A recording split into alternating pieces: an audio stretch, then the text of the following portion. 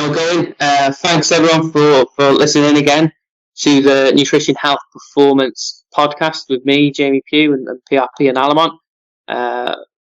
With the aim of this is obviously to try and get some well-respected and well-versed practitioners or researchers. We've had some inspirational athletes, but today we're really lucky to be joined by Karl Morris. Karl will get into this in a minute. It's been a long time since we've seen each other or spoken. But for those who haven't seen the sort of stuff that Karl does, Karl's worked with over 100 PGA Tour, European Tour, LPGA Tour, and Ladies European Tour golfers. 6 major winners, including Graeme McDowell and Darren Clarke. The author of a couple of books. So I think is your most recent book, The Lost Art of Putting. That was the one before last year. I've got another one out, which is called The Lost Art of Playing Golf. So we're aiming at a trilogy now. So. Okay.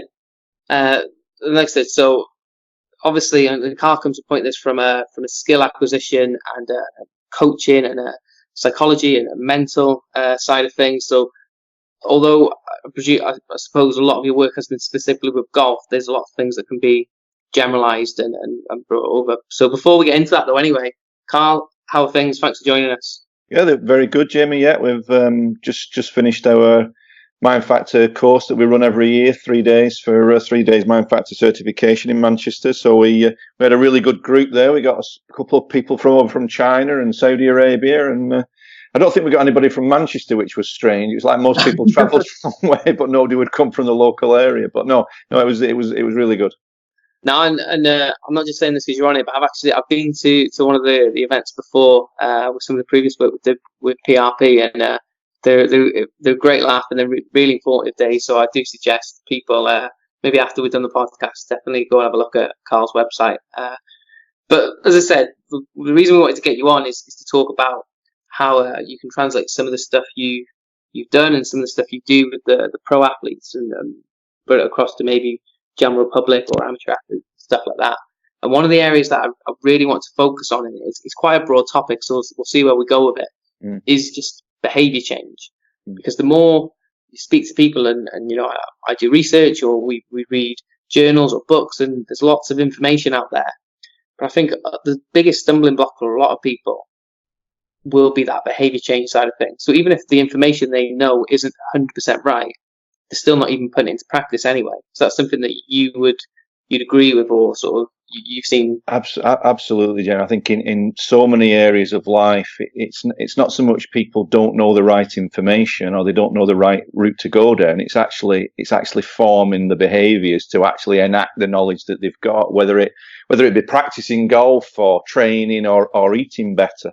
And I think the problem that we're all going up against is that we're as human beings, we're just such creatures of habit. That to start to change some of those patterns and habits, it is, as we all know, is incredibly difficult. But curiously, without sort of passing the book straight away, one resource I would ask everybody to look at, because I had him on my podcast, and it really opened my eyes to this area, is a guy called John Barge. He's a professor at Yale. And he wrote a book called Before You Know It, The Unconscious Reasons Why We Do What We Do. And he made it much more clear to me that so much of our day is just operating unconsciously, the patterns and habits that we've got. And one of the things, I mean, I kind of knew this a little bit and done a bit of research on it, but just the overwhelming effect of our environment, that we're constantly being triggered by our environment from the minute that we get up. And if we don't look at that and we don't pay attention to it, it's very easy to then fall back into existing patterns and habits. So, for instance, I'm rambling a bit, but no, carry on. It's good stuff.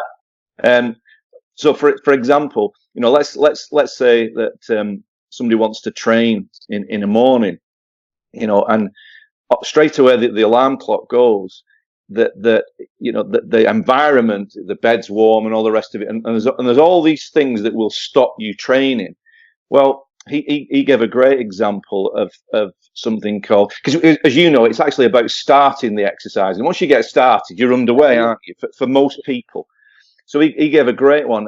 It was called, and it was a guy in America came up with what he called the 30-second exercise program, which fantastic. Yeah, we'll all buy into 30 seconds of exercise. But basically, long story short, this guy wanted to run more. And what he did, because part of it with your unconscious is kind of like almost kidding yourself just to do something to override that mechanism of sort of doing the same things.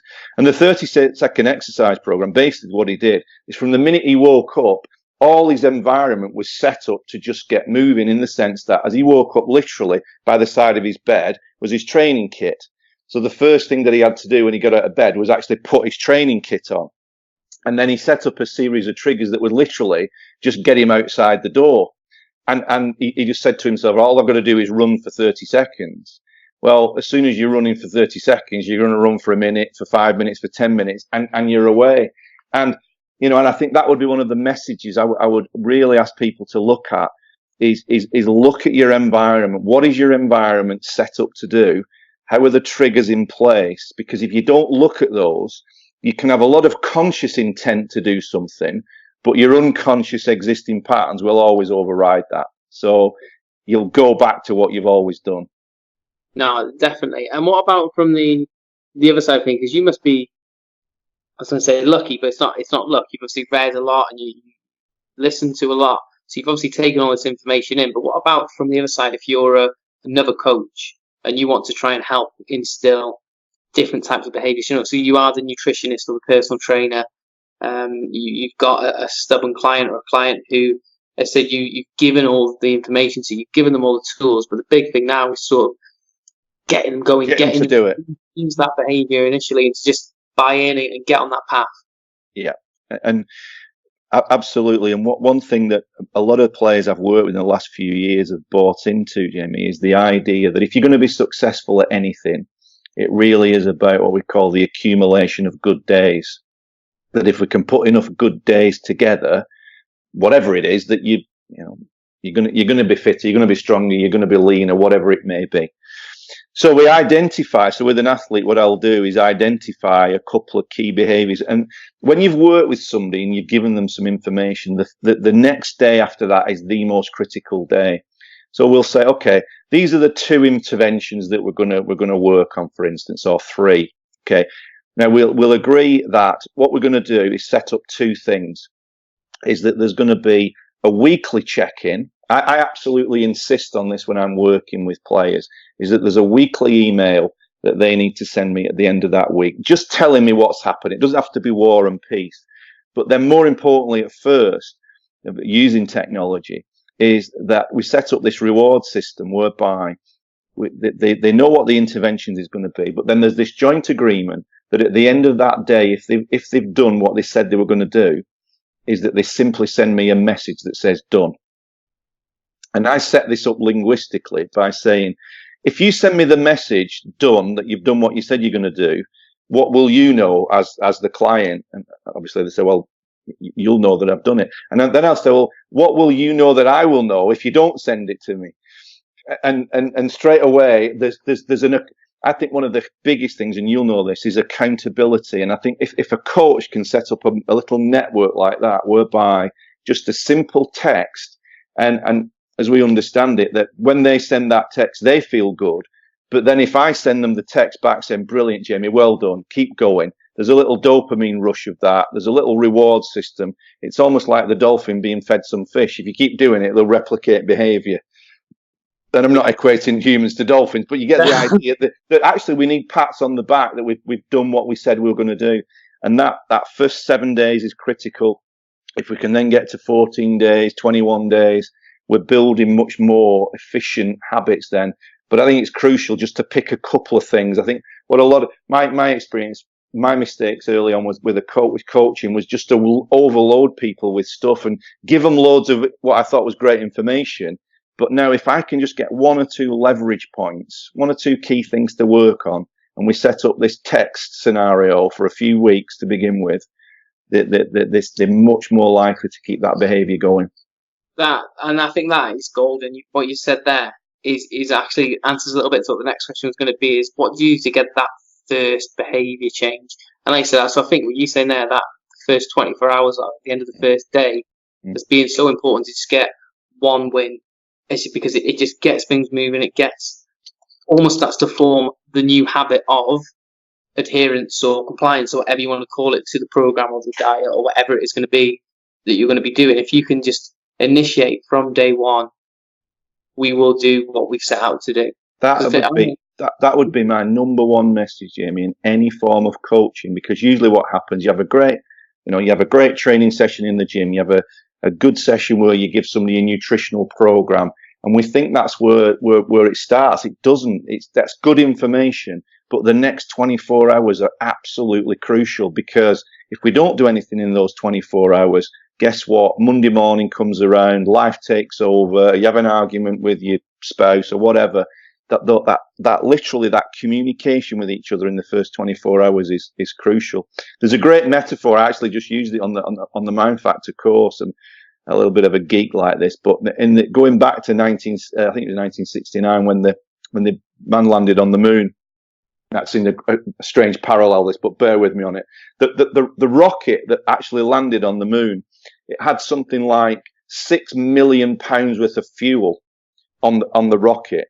And I believe that it was a 250,000 mile round trip, but the rocket actually burned something like 90% of the fuel in the first 50 miles. Get your head around that, and I'll be slightly out on the numbers, but you get the gist of it. The rocket to the moon, all of the energy, all the fuel was literally in the first couple of minutes, the first 50 miles or so, just to propel the thing out of the Earth's atmosphere. Yes, it almost takes the most energy, the most commitment to get going, and once you're in orbit, you're literally flying. You get a slingshot, you're literally on your way. And I think I've used that metaphor a lot. I talk with a lot of clients. Put some fuel in the rocket. Make sure you do this on the first day. Make sure whatever we've suggested in terms of practice, the next day is absolutely crucial. But I think this is where I think there's a real opportunity with coaches just to create this stronger link from the information to the behaviour. Because otherwise, as you say, it just gets really frustrating, doesn't it? That you've given people really good stuff, but they're not doing it. Yeah, no, like I said, everyone's probably got experiences that way. Like, even if it's not in a formal coaching setting, I know so many people, and like I said, whether it be training or weight management or something, that they probably know they need to do something. But it's that I'll do it on Monday, or I'll start soon, or I'll lose weight after. I've got a meal booked on the weekend, so I'll do it after. Well, I'll make a start after that. It's almost as if I'll start any time but now. Yeah, absolutely. But I mean, we can get deep and meaningful, and we don't need to. But the human, I think, pretty much is hardwired to replicate behaviour, because it's a kind of it's wired in from when we're roaming around in caves. That survival meant if I replicate behaviour from yesterday today, chances are I'll survive. Now, that was really appropriate when we were roaming around in caves. Probably not that appropriate in the modern world. No, definitely not. Like I said, when things do evolve, and you might have to adapt and change and things like that. So I suppose the other, perhaps maybe where you have some of your biggest impact then, is what about the equivalent of on-course play? So I don't know, you've got the players are out on course and things are going great, and then the one shot goes, out wide, or doesn't quite make the putt, and things start to deteriorate. What do you have? A few common strategies that you put in place with people, or individualized completely, or what are some of the ways in which you would put up strategies for when things do start to go wrong as well? Yeah, it's a real good one, that, and I think I'll give you a golfing example, but hopefully people can cross it over. And it's interesting you just mentioned there. I've spent so much more time in the actual environment in the last few years. Years gone by, we'd watch a lot of golfers practice on a driving range. Well, guess what? They'll play great on the driving range, and then you get on the golf course and it's a different human being.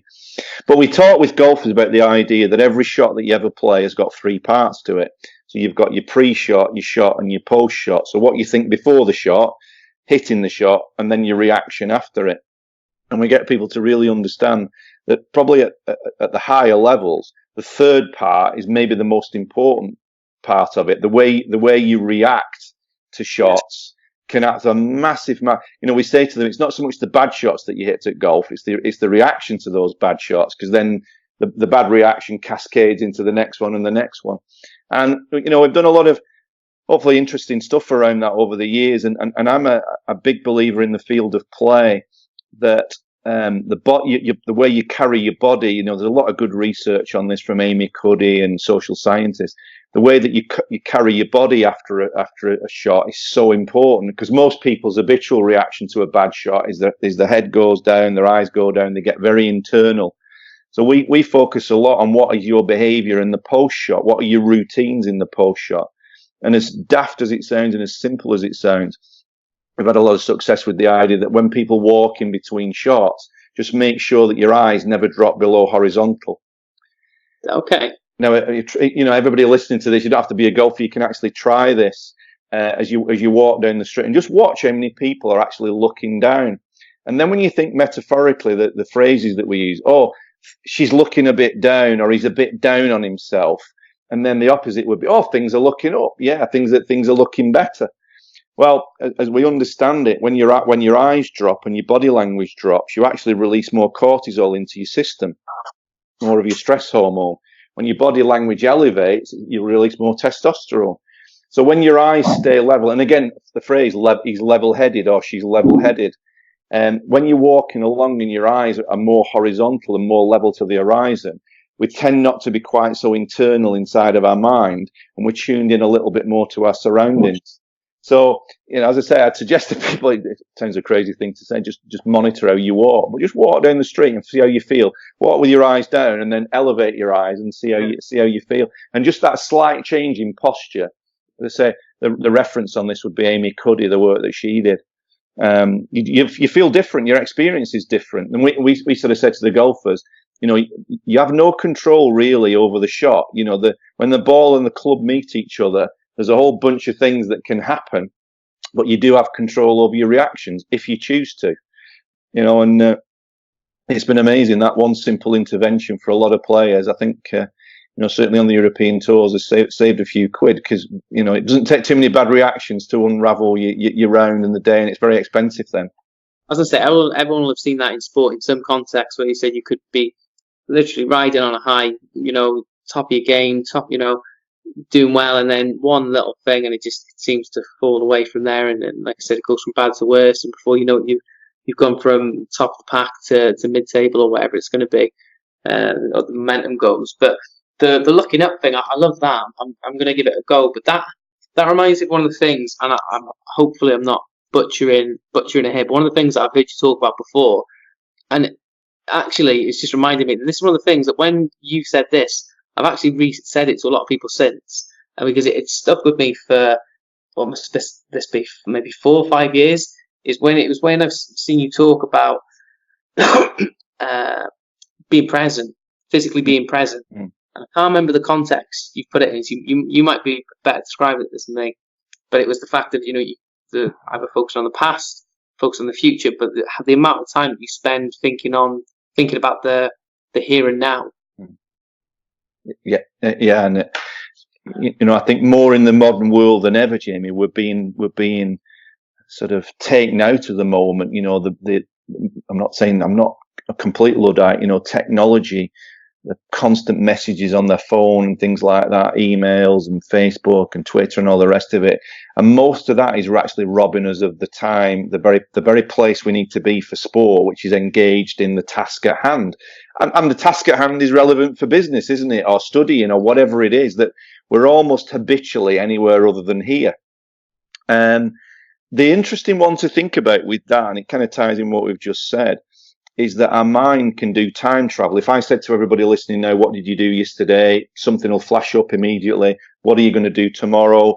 Immediately the mind goes forward to something you do tomorrow. But if I said to everybody listening to this, if you just notice the sound of my voice and then become aware of the feeling of your feet on the floor, and as you notice the feeling of your feet on the floor, just become aware of the rise and fall of your breath. Now, I guarantee everybody who's actually done that, just for that moment, has actually been brought back to here and now, to the present. And this would be the big take on, my goodness, I wish I'd known this when I was playing golf, is that your mind can do time travel. It's doing it all the time, but your body can't. So any time that you decide to pay attention to your body, by definition, you're back here in the moment. You're back here in the present. You know, and it's just such simple things like that.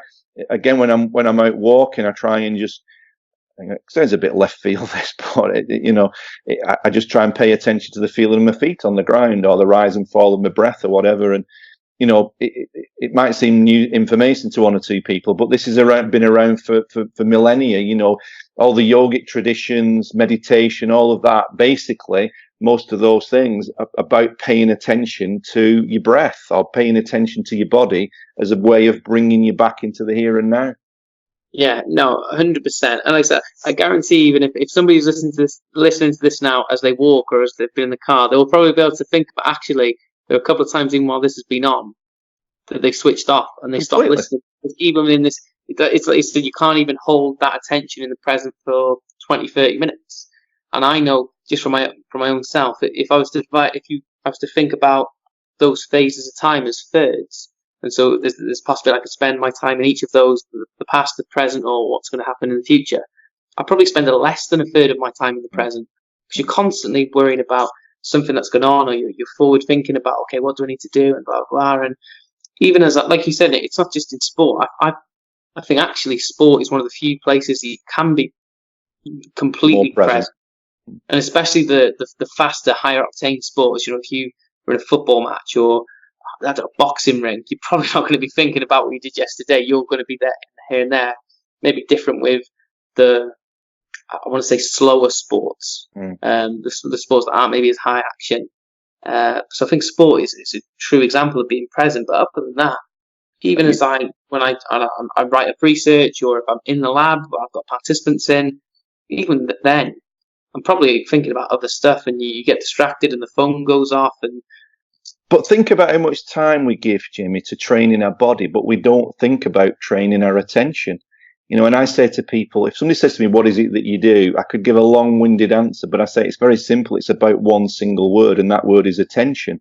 And either you've got your attention on something useful or useless. And most of us have fallen into the habit of having our attention anywhere but where we need it to be. Now, it doesn't matter whether you want to finish your PhD, whether you want to have good relationships, whether you want to get stronger in the gym. You need to have the ability to bring your attention to that particular task. And, you know, being absorbed in a conversation with somebody, or, you know, having a really good meal, you know, again, I go out to restaurants and I see people taking pictures of the food and things like that. And I think, my goodness, what is going on in the world? You know, excuse the language, eat the fucking food. You know, instead of thinking, oh, I must tell everybody else about this, you're not actually experiencing, you know, the chefs in them created this masterpiece and you're not experiencing it. Yeah, you're more bothered about telling people you're having the experience than having you are the experience. And I see that constantly. It's one of the things that drives me saying you go to concerts and people are videoing the act on stage, or like you said, people taking pictures of their food, or and that's one of those things that I'm probably still not perfect at it, but I like to think, okay, if I could do something special, for a better word, you know, in particular, that right, this is for me now to enjoy it, not to, I don't know, brag to the world that I'm doing it and not even realize I've done it. Exactly, and that's where I think, you know, things like going in the gym can be, you're not only in there for the benefit of your body, obviously, but it can be a great opportunity to train your attention. You know, I remember watching, I don't know, you must have seen it, Pumping Iron with Arnold Schwarzenegger way back in the fantastic film. It's still worth watching now. But Arnold talked about putting his mind in the muscles. You know, when he was doing a curl, his mind was in that muscle, and he felt the pump and all the rest of it. Well, he perhaps didn't know it at the time, but now that would be deemed as mindfulness. That would be deemed as being very present to what he was actually trying to do. So, you know, you don't have to be sat on a cushion cross-legged to get better at this. You know, you can do it anywhere. Oh yeah, and like I said, I sometimes think it's even just those moments that you catch yourself doing it. I think they're just good, simple reminders to think, oh, okay, you know what, actually, I'm back in the room or back here. Let's get focused again on what it was I was doing, or enjoying what it was that I was doing, or something like that. You know, and that's where it can cross over. That, you know, if you can be in the gym and you can pay attention to the feeling of your body, or your breathing or whatever, that could potentially help you do better research. That could potentially help you learn some information to pass an exam. That could potentially help you in a sales meeting. It's not just high level sports that this can be beneficial. I think it can be anything. No, absolutely. So suppose if you were with someone that listened to this, and like I said, maybe you are thinking of, okay, well, I want to change something. I want to create a new habit. I want to change something for the better. I suppose that the key takeaway so far then would be to pick those one or two key things that you can stick to, rather than think, okay, I'm going to change everything. I'm going to go to the gym. I'm going to do this. I'm going to eat better and completely. It's one or two very small, easily measurable goals. I'd literally just pick one. Just pick one thing. If it was around, I don't know, food, for instance, just for a week, for 2 weeks, just think to yourself, okay, don't. I think the problem is people just try and go, I'm on a diet, or I'm going to eat healthy, or whatever, and that's a big ask to begin with. But you could potentially say to yourself, right, for the next 7 days, I'm not going to make this impossible. I'm just going to eat a good breakfast every single morning, or a good lunch, or pick one of them. It doesn't, but rather than, and all of a sudden, if you've had 7 days where you've had a good breakfast, maybe then you could layer 7 days where you have a good lunch, and all of a sudden, then you're building these layers of new habits, rather than, okay, I've got to eat healthy, and then you have a bad day, and you eat a crap meal at night, and you think as we know, most people then just revert back and lose the whole process. Yeah, and you said, and probably then that very next day or that same day is probably the most important. Like, if you're going to commit to doing it today, or or did you know it's in the evening tomorrow? So tomorrow, I will, like you said, improve my dinner. I will cook my own dinner, something along that line. And then, if you can, giving yourself that accountability to someone, if possible. Like I say, so it doesn't have to maybe be a coach, but it might just be a partner or a sibling or a friend or someone who you can say, right, I want you to help me commit to doing this for the next 7 days. I'm going to tell you if I have done whatever this behavior is going to be. I'm just going to simply let you know that I did it. If I didn't, as you said, we'll both know. We'll both know. That would be one of the absolute keys to this, that do not underestimate the people around you, but by actually enlisting their help and having accountability and checking in with each other, you can, whether it's a pal or a partner or whatever it is, that's why, the old cliche of having a training partner, you're much more likely to keep going to the gym. With golf, we try in the winter time, we try and set up practice groups and things like that at the range, where if there's 3 of you going to go to the range on a Monday night, it's far more likely that when it's chucking it down outside and freezing cold, if your 2 pals are going to be there, you'll turn up as well. If it's just you on your own, it's easy to think, it's horrible out there. I've had a hard day at work. We're great at giving ourselves, I wouldn't even call them excuses, we're great at giving ourselves rationalizations. Yeah. I'd be better served getting the extra rest, or I wouldn't get the full benefit of that session anyway, so you know what, I'll knock that one on the head today, and I'm probably doing it for the better as well. Yeah, I think one of the keys to success is overriding that very human feeling in the moment. You want to be rewarded in the moment. We all do. When you've got to override that a lot of the time, and as I say, if you want to go into the range and practice, and it's chucking it down and it's freezing cold, actually getting out the door is the hard bit, because you want to stay warm, you want to stay cozy and comfortable. But long term, if you keep going through that behaviour, as I say, that for me is the number one concept in life, let alone sport, is accumulate good days, and it becomes quite a simple mantra to keep following through. Because to be honest, Jimmy, what I've found, the biggest realization, I've been lucky, I've worked with players who've achieved what would be in certain circles the idea of the ultimate, a major win or a championship or whatever. And guess what? I would have thought if you'd won a major, you'd be happy forever. Well, you're not. And I've seen these guys, and it's actually what real happiness is actually feeling as though you've done something today that you said you were going to do. And getting to the end of the day and think, yeah, that was a good day, that. And it doesn't have to be earth shattering stuff. It can just be, as we said, just simple things. Yeah. I get that. I like I said, I'm lucky enough to work with in a lot of sport, or be around a lot of sport, and I see it constantly. You see, this is City. I'm in here, Liverpool. You see a Champions League win, and you think that would be the ultimate. But he said happiness doesn't last forever, because it's almost as if okay, the next day we're already talking about who's going to win the Champions League next season. Yeah. He said, so it is more about, yes, the big achievements are fantastic and we all want to strive for them, but actually if all you did was that one win and everything else around that was pretty poor, they said poor days, like you say, your accumulation of good days is surely what matters, rather than just these one-off amazing days. If you chat to most people who played sport and they're not playing anymore, the thing that they miss, the championships were nice, the medals were nice, but what they really miss is being absorbed each day in feeling like they're trying to get better at something. Yeah, no, that's fantastic. Listen, Karl, I think we'll wrap up there if you don't mind. I think there's some unbelievable practical information that people can take away from that. If people do want to find out more about you and some of the courses and the books and things like that, where are some of the best places to go to? Yeah, the website is themindfactor.com. If anybody's listening who's a golfer, as I said, the two books that are out, The Lost Art of Putting and The Lost Art of Playing Golf, they're available on Amazon, or they're available also at a website called The Lost Art of Golf. So that I'm on Facebook and Twitter and stuff like that, but I'm still lagging behind most people in terms of technology. So best places to go is the website, really. Fantastic. And so, Karl, on that then, thank you very much. I'm sure if people got questions over the next coming days after this comes out, we might pass them on or just get you to comment sections and stuff. But I think definitely a guest to have back in the future as well, if we can put part of it. I think it was. I think a lot of people did a lot of things you've got to say. Yeah, I've enjoyed it. It's been great. Thanks, Jamie. Thanks very much for that, Karl, and we will speak soon. Thank you.